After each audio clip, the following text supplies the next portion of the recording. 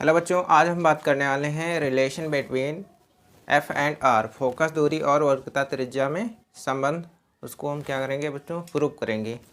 तो क्या प्रूव करना है? Relation between F and R, focus दूरी, फोकस दूरी, फोकस दूरी तथा वक्रता त्रिज्या में संबंध, वक्रता त्रिज्या में संबंध।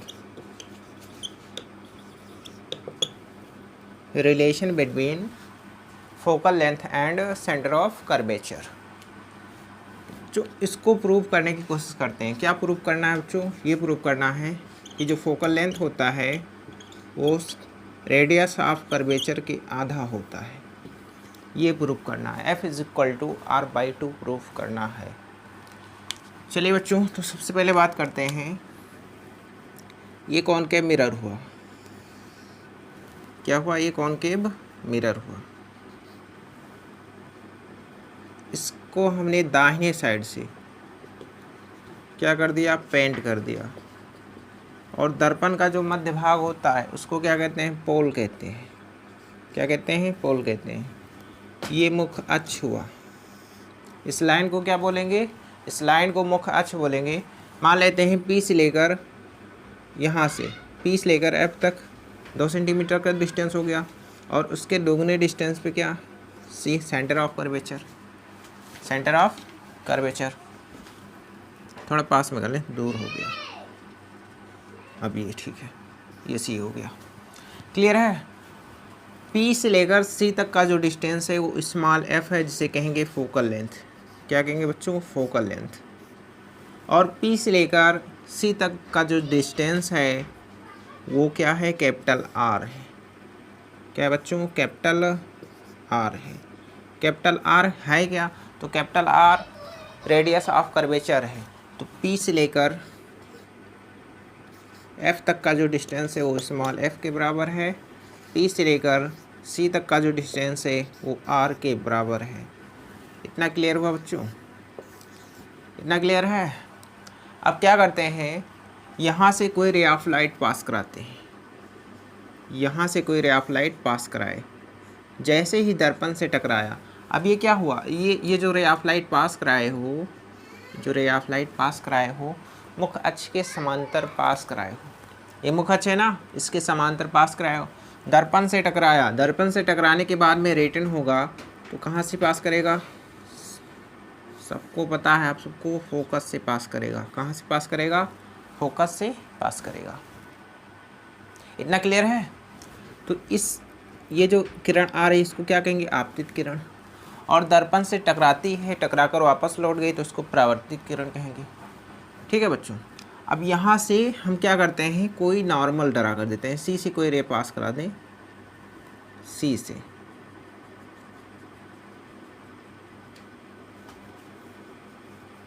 सी से तो ये सी से इस रे को पास कराया हो, लाइन रेखा को।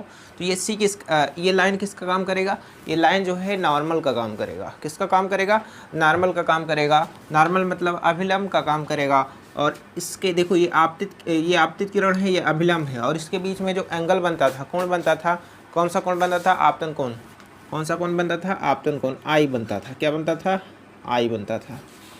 और ये परावर्तित किरण है और ये अभिलंब है। अभिलंब और परावर्तित किरण के बीच में कौन सा एंगल बनता था? परावर्तन कोण। कौन सा कोण बनता था? परावर्तन कोण। तो ये एंगल आर हो गया। एंगल आर हो गया। इसको नाम दे देते हैं, ए से प्रकाश की किरण निकली थी और बी पॉइंट पे आके टकराया है। इतना बात समझ में आया? अब देखो बच्चों, यहाँ देखिए, त्रिभुज ये बी सी और ये बी एफ में। तो क्या देखना है बच्चों? ध्यान से देखना। त्रिभुज ए बी सी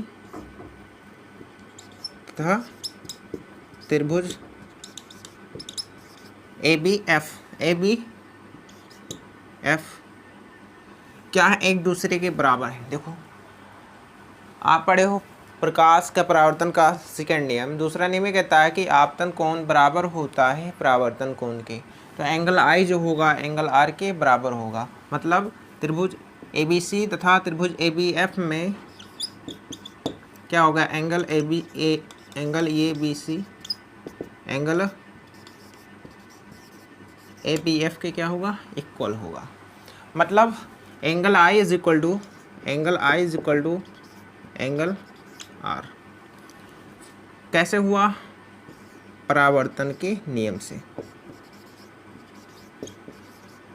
परावर्तन के नियम से।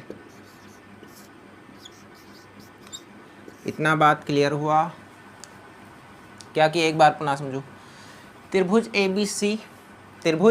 ABC और सेकेंड जो त्रिभुज बन रहा है त्रिभुज ABF में देखे, ये I है, I ABC I हो गया और ABF क्या है, R हो गया। तो क्या नियम है कि परावर्तन का नियम ये कहता है कि एंगल I आपतन कोण और परावर्तन कोण क्या होते हैं, एक दूसरे के इक्वल होते हैं। तो ये दोनों इक्वल हो गए। और बच्चों आपने क्लास 8 में एक थ्योरम पढ़ा था, जैसे ये दो पैरेलल लाइन है, ये दोनों, ये देखो ये प्रकाश की किरण है, ये जो लाइन है मुख्य अक्ष है, ये देखो ये दोनों एक दूसरे के क्या दिख रहे हैं, समांतर दिख रहे हैं। क्या दिख रहे हैं, समांतर दिख रहे हैं, पैरेलल दिख रहे हैं। तो जैसे ये दो लाइन है, ये दो लाइन है, ये दो कैसी लाइन है, पैरेलल लाइन है, समांतर रेखाएं हैं। कैसे लाइन है, पैरेलल लाइन है। अब यहाँ से कोई ट्रांसवर्सल रे, तिर्यक रेखा, ऐसी एक देखो, ये किसका काम कर रहा है, ये तिर्यक रेखा है। ये जो लाइन है ये किसका काम कर रहा है, तिर्यक रेखा। अगर इस पैरेलल लाइन को आगे अगर इसको बढ़ाएंगे तो ये इसी का तो काम करेगा। तो ये तिर्यक रेखा है, क्या है, तिर्यक रेखा है। तो तिर्यक रेखा में क्या होता है, एंगल I ये बना रहा है, देखो ध्यान से, ये एंगल I है ना, तो ये भी एंगल I बनाएगा। तो एक और जब ये I है तो ये कोण किसके बराबर है, ये भी तो I के बराबर होगा। बात क्लियर हुआ कि नहीं क्लियर हुआ। अरे जब ये कोण I है तो ये भी कोण I होगा। किस नियम से, अल्टरनेट एंगल क्या होते हैं, एक दूसरे के इक्वल हो जाते हैं। तो ये अल्टरनेट एंगल हो गए, एकांतर कोण क्या हो गए, एकांतर कोण। तो क्या लिख सकते हो, angle I is equal to angle I के कैसे हुआ, एकांतर कोण से, एकांतर कोण से। इसका मतलब क्या हुआ, ABC जो है एंगल, इसका मतलब ये हुआ एंगल ABC, ये BC किसके बराबर हो जाएगा, एंगल BCF के किसके बराबर होगा, एंगल BCF के। एक किस नियम से हुआ, एकांतर कोण से। कैसे हुआ बच्चों, एकांतर कोण से। इतना बात क्लियर हुआ। एक बार पुनः समझ लो बच्चों, ये जैसे ये पैरेलल लाइन देखो, ये एक दूसरे के पैरेलल, ये प्रकाश किरण है, मुख्य अक्ष है। अब ये एक दूसरे के क्या है, पैरेलल है। तो पैरेलल, और ये जो लाइन कट कर रहा है ये कौन सा लाइन है, ट्रांसवर्सल लाइन है, तिर्यक रेखा है। तो जब तिर्यक रेखा कट कर रहा है, इसके बीच में एंगल I बना रहा है, तो इसका अल्टरनेट एंगल क्या होगा, I ही होगा। तो मतलब इस अल्टरनेट एंगल क्या होते हैं, एक दूसरे के इक्वल होते हैं। तो ये जब एंगल I है तो ये भी I होगा। त्रिभुज ABC इक्वल टू त्रिभुज BCF एकांतर कोण से। इतना क्लियर हुआ। अब यहाँ देखते हैं बच्चों, इसमें जो है FB जो है BC, यहाँ ध्यान से देखना बच्चों, तब एकांतर कोण बराबर हो गए, एकांतर कोण बराबर हो गए। तो यहाँ देखना बच्चों, जो FB है, FB जो है BC के क्या हो जाएगा, इक्वल हो जाएगा। FB जो है BC के क्या हो जाएगा, इक्वल हो जाएगा। किस नियम से, कोणों के सम्मुख भुजाएं क्या होंगे, अरे तो कोणों के सम्मुख भुजाएं भी तो बराबर होंगी। तो क्या होगा, ये देखो, इसके सम्मुख ये एंगल I बना रहा है, ये एंगल I बना रहा है। अब इसके सम्मुख भुजा कौन सा है, इसके सम्मुख भुजा BF है। और इस एंगल R के सम्मुख भुजा कौन सा है, इस एंगल R के सम्मुख भुजा क्या है, CF है।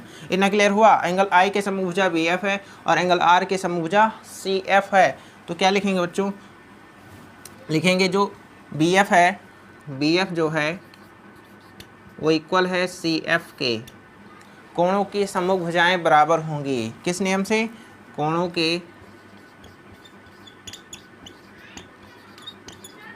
सम्मुख भुजाएं बराबर होंगी,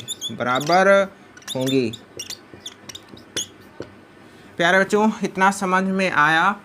मतलब कोण, जब देखो आई जो है आर के इक्वल है तो ये भी एंगल जो होगा इस एंगल के क्या होगा, इक्वल होगा। तो मतलब बात ये होती है कि जब ये देखो यहाँ ये त्रिभुज है, अब त्रिभुज के जो ये एंगल बना रहा है तो इस एंगल के ये जो सामने वाला भुजा है और इस एंगल के ये जो सामने वाला भुजा है ये दोनों आपस में क्या होंगे, बराबर होंगे। तो क्या लिखे, इस कोणों के समूह भुजाएं क्या होंगी, बराबर होंगी। तो बी एफ जो होगा सी एफ के क्या होगा, इक्वल होगा। बी एफ जो होगा सी एफ के इक्वल होगा। इसको क्वेश्चन नंबर 1 मान लेते हैं। क्या मान लेते हैं, समीकरण 1 मान लेते हैं। इतना क्लियर हुआ। अब आगे चलते हैं बच्चों। तो आगे देखते हैं, अब ध्यान से देखना बच्चों। यहाँ जो त्रिभुज बी सी एफ में, त्रिभुज बी सी एफ में देखिए बच्चों, त्रिभुज बी सी एफ में, तो ध्यान से देखना बच्चों, त्रिभुज बी सी एफ में किस में देखना है, त्रिभुज बी सी एफ में, त्रिभुज बी सी एफ में। यहाँ देखना बच्चों, ये जो है बी एफ जो है, ध्यान से देखना, बी एफ जो है पी एफ के इक्वल होगा। कैसे इक्वल होगा, जैसे बच्चों मान लेते हैं कि ये जो पॉइंट है, बी पॉइंट है, यहाँ आगे चला है, बहुत लीस्ट हो गया, छोटा हो गया, स्मॉलेस्ट हो गया। मान लेते हैं ये जो कोई ये है, ये दर्पण हो गया, ये इसका पोल हो गया। अरे ये अगर बी पॉइंट यहाँ पे होता, मान लेते हैं बी पॉइंट यहाँ पे होता, तो ये फोकस हो गया, ये क्या हो गया, ये फोकस हो गया, ये मुखच्छ हो गया। तो ये क्या है, अब यहाँ ध्यान से देखना, अरे ये कौन सी रे है, अरे ये तो रिटर्न हो रही है, परावर्तित किरण है। तो बच्चों ये देखो बी एफ जो डिस्टेंस है वो क्या है, पी एफ के इक्वल हो जाएगा। अरे ये दोनों इक्वल देख रहे हैं, बहुत लीस्ट हो गए, छोटे हो गए, तो ये दोनों क्या हैं, एक दूसरे के इक्वल हैं। तो क्या लिख सकते हैं, बी एफ जो है पी एफ के इक्वल है, बी एफ जो है पी एफ के क्या है, इक्वल है। इसको क्वेश्चन नंबर 2 मान लेते हैं। इतना बात क्लियर हुआ बच्चों, बी एफ जो है सी एफ के इक्वल है। अब समीकरण 1 और 2 से देखते हैं। तो समीकरण 1 और 2 से, समीकरण 1 व समीकरण 2 से, तो समीकरण 1 व समीकरण 2 से देखेंगे तो बी एफ जो है सी एफ के बराबर है और बी एफ जो है पी एफ के बराबर है। तो सी एफ जो होगा पी एफ के बराबर होगा। इसको क्वेश्चन नंबर 3 मान लेते हैं बच्चों। ये सी एफ जो होगा किसके इक्वल हो जाएगा, पी एफ के इक्वल हो जाएगा। अब यहाँ देख दें बच्चों, पी से लेकर सी तक का जो डिस्टेंस है वो आर है। कितना है, आर है। तो पी से लेकर सी तक का जो डिस्टेंस निकालेंगे, पी से लेकर सी तक का जो डिस्टेंस निकालेंगे वो क्या आएगा, पी से लेकर सी तक का डिस्टेंस कितना आएगा, पी से लेकर सी तक डिस्टेंस किसके बराबर, आप सी एफ जो होगा वो पी एफ के बराबर होगा। तो C F plus P F, C F plus P F. अब पी सी किसके इक्वल है, तो अब यहाँ ध्यान से देखना बच्चों, C F plus P F. अब ये सी एफ जो है पी एफ के बराबर है, सी एफ जो है पी एफ के बराबर है, तो क्या होगा, ये पी एफ, अब सी एफ के स्थान पे हम पी एफ लिख सकते हैं। तो क्या पी एफ यहाँ पे लिख दिए, P F plus P F is equal to P C. तो P C is equal to क्या मिल जाएगा, 2 पी एफ के, कितने के बराबर होगा, 2 पी एफ के। और पी एफ कितने के बराबर है, स्मॉल एफ के बराबर है। किसके बराबर है, स्मॉल एफ के। और पी सी किसके बराबर है, कैपिटल आर के। तो कैपिटल आर बराबर 2 एफ, 2 स्मॉल एफ होगा, यही तो होगा। अब स्मॉल एफ बराबर क्या निकाल लेंगे, तो स्मॉल एफ बराबर निकाल लेंगे, स्मॉल एफ बराबर क्या मिलेगा, r/2, क्या मिल जाएगा, r/2। यही बच्चों प्रूव करना था, यही रिलेशन है किसमें, फोकस दूरी और वर्गता त्रिज्या में, यही रिलेशन है। तो इतना बात समझ में आया प्यारे बच्चों, इतना बात समझ में आया।